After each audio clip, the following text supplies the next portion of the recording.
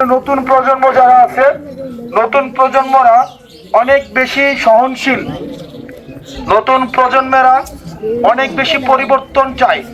Normally যারা বয়সে একটু বেশি তাদের অনেক দায়বদ্ধতা থাকে, তাদের সন্তান সন্ততি হয়, ব্যবসা হয়, তারা ঝুঁকি নিতে চায় না। নর্মালি যারা বয়সে অনেক বেশি তারা পরিবর্তনকে ভয় পায়।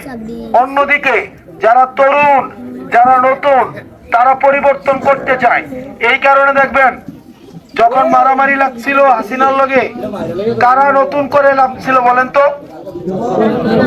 যারা বয়সে বেশি তারা নাকি তরুণরা নামছিল? কারণ তরুণদের ভয় নাই, তরুণরা ঝুঁকে নিতে পারে, তাদের হারানোর কিছুই নাই, সংসার নাই, ধর্ম নাই, পোলাপাইন নাই, তাদের যেহেতু হারানোর ঝুঁকি কম, এই কারণে দেখবেন তরুণরা সবসময় রাস্তায় নেমে আসে না?